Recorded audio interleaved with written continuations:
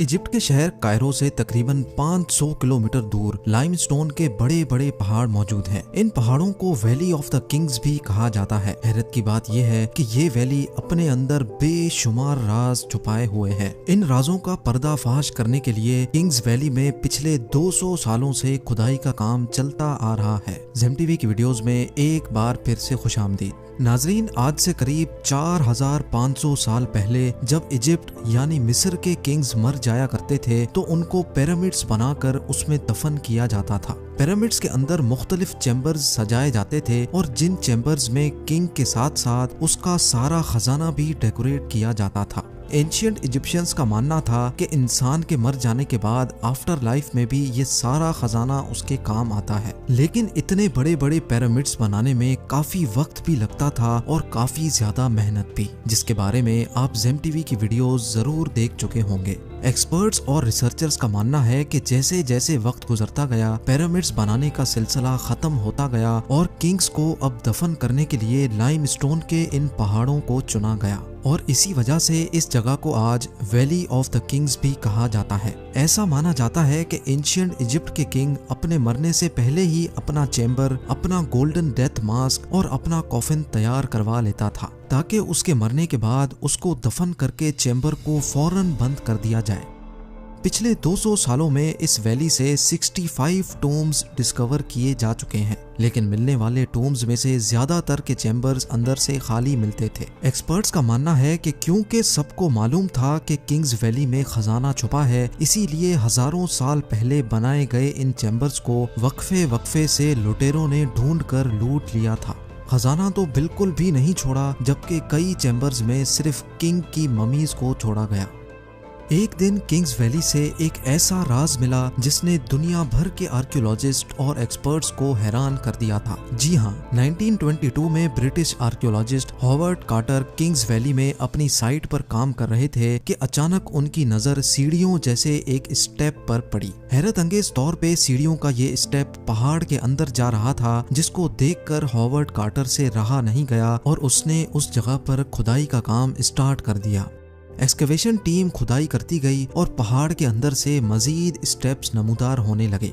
अब ये तो कंफर्म था कि पहाड़ के अंदर बने ये स्टेप्स जरूर किसी सीक्रेट जगह को ले जाएंगे। कई फीट की खुदाई के बाद जो मंजर देखा गया उस पर यकीन करना बहुत ही ज्यादा मुश्किल था। जी हाँ, किंग्स वैली के पहाड़ के बीचों बीच एक और टूम्ब मिल चुका था। ये वो टूम्ब था जिसकी एंट्रेंस 3000 साल पहले बंद की गई थी। यानी हॉवर्ड कार्टर अब एक ऐसा मंजर देखने जा रहा था जो पिछले 3000 सालों से किसी ने भी नहीं देखा था। एंट्रेंस के सामने रखे पत्थरों को हटाकर जब हॉवर्ड कार्टर अंदर गया तो देखा कि पूरा चैम्बर हजारों किस्म के खजानों से भरा हुआ है। ये एक ऐसा मंजर था जो आज से पहले कभी भी नहीं देखा गया था। इस चैम्बर में पड़ी तमाम चीजें सोने से बनी हुई थी, जिसमें ज्वेलरी, स्टैचूज, चैरियट, बोर्ड और लिनन से बने कपड़े भी शामिल थे। टूम के अंदर एक और चैम्बर भी मौजूद था जहां पर गोल्ड कॉफिन में एक ममी भी मौजूद थी, जिसको बहुत अच्छी तरह प्रिजर्व किया हुआ था। बाकी तमाम खजाने को तो छोड़ें, सिर्फ ममी का कॉफन कवर ही 90 केजी प्योर गोल्ड से बना हुआ था। साथ साथ इस बरियल चैम्बर की दीवारों पर जो पेंटिंग मौजूद थी उसके कलर्स अभी तक काफी ज्यादा ब्राइट थे।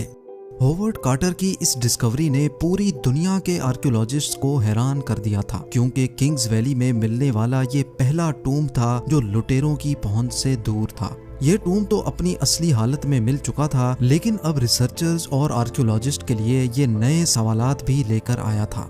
रिसर्चर्स को ये बात समझ नहीं आ रही थी कि टूम्ब के अंदर पड़ी ममी कौन से किंग की है, बरियल चैम्बर के अंदर बनी पेंटिंग्स किस चीज का इशारा दे रही है, और किंग्स वैली में बने दूसरे टूम्ब्स को लूट लिया गया था तो आखिर ये टूम्ब लुटेरों से कैसे बच गया था। ये वो सवालात थे जिनका जानना रिसर्चर्स और आर्कियोलॉजिस्ट के लिए बहुत ज्यादा जरूरी था।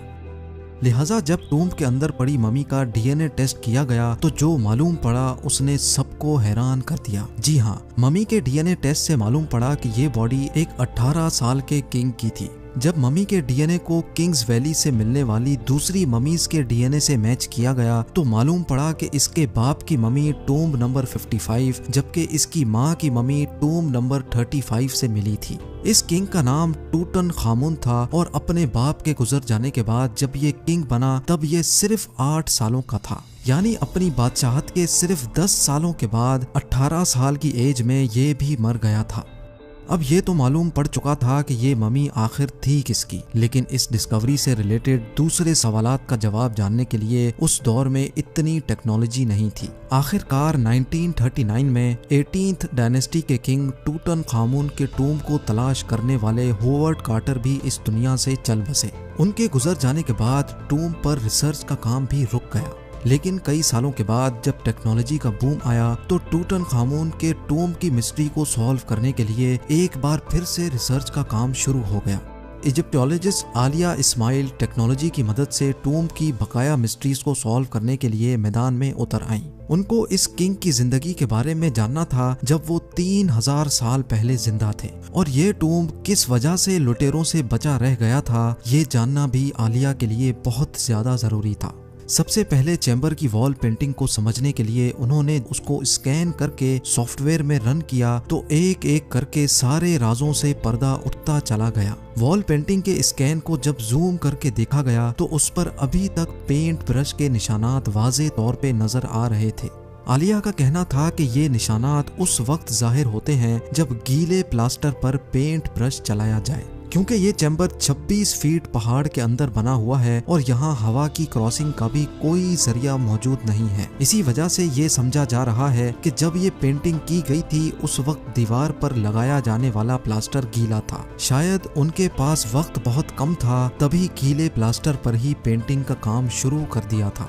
लेकिन एक बात समझ नहीं आ रही थी, इतना ज्यादा डेकोरेटेड और इतनी ज्यादा मेहनत से खोद कर बनाया जाने वाला ये टूम्ब आखिर ऐसा भी क्या हुआ था जो उनके पास इतना टाइम भी नहीं था कि प्लास्टर के सूखने का वेट करते। ये जानने के लिए एक बार फिर से मम्मी के डीएनए टेस्ट पर नजर दौड़ाई गई, लेकिन इस बार जो चीज सामने आई वो वाकई बहुत ही बड़ी डिस्कवरी थी। लेटेस्ट डीएनए रिपोर्ट से मालूम पड़ा कि जिस वक्त किंग टूटनखामुन मरा था उस वक्त वो था तो सिर्फ 18 साल का, लेकिन वो एक ही वक्त में कई बीमारियों से गुजर रहा था। उसका लेफ्ट पाँव काम नहीं करता था, उसकी बैकबोन भी टेढ़ी थी और उसको कई बार मलेरिया का अटैक भी हो चुका था। डॉक्टर्स का मानना है कि शायद उसकी मौत भी अचानक मलेरिया की वजह से ही हुई थी, और शायद इसी वजह से टूम्ब बनाने वालों के पास टाइम कम था क्योंकि उनके किंग की अचानक मौत हुई थी। लेटेस्ट डीएनए रिपोर्ट से यह भी मालूम पड़ा कि किंग का बाप और उसकी मां दोनों आपस में सगे बहन भाई थे। लेटेस्ट मेडिकल साइंस के मुताबिक जब सेम ब्लड रिलेशन वाले आपस में शादी करते हैं तो उनके बच्चों में पैदाइशी बीमारियां पड़ने का चांस भी बहुत ज्यादा बढ़ जाता है। टूटनखामुन का टूम्ब किंग्स वैली में मौजूद दूसरे टूम्ब्स की तरह लुटेरों के हाथ क्यों नहीं लगा था? जब 1922 में हॉवर्ड कार्टर ने ये टूम्ब तलाश किया था तब टूम्ब की एंट्रेंस पर बहुत सारे पत्थर पड़े थे। पत्थरों का ये मलबा यहाँ से मिलने वाले दूसरे टूम्ब्स की एंट्रेंस पर मौजूद नहीं था, इसी वजह से शायद लुटेरों को ये टूम्ब नजर नहीं आया। लेकिन अगर ये पत्थर दूसरे टूम्ब्स की एंट्रेंस पर नहीं थे तो ये टूटनखामुन की टूम्ब पर आए कैसे? ये जानने के लिए जरूरी था कि इस जगह को ड्रोन की मदद से एनालाइज किया जाए। आलिया इस्माइल और उनकी टीम ने जब ड्रोन फुटेज देखी तो उनको पहाड़ पर पानी के गुजरने की जगह नजर आई। ऐसा मालूम होता था कि इस जगह से किसी दौर में पानी गुजरा करता था। एक्सपर्ट्स का कहना है कि अर्थक्वेक्स की वजह से पहाड़ों से गिरने वाले पत्थर यहाँ से गुजरने वाले पानी के प्रेशर से बहकर टूम्ब की एंट्रेंस पर जमा हो गए थे और इसी वजह से टूटनखामुन के टूम्ब की एंट्रेंस पूरी तरह से ब्लॉक हो चुकी थी। उम्मीद है जेम टीवी का ये एपिसोड भी आप लोग भरपूर लाइक और शेयर करेंगे। आप लोगों के प्यार भरे कमेंट्स का बेहद शुक्रिया। मिलते हैं अगली शानदार वीडियो में।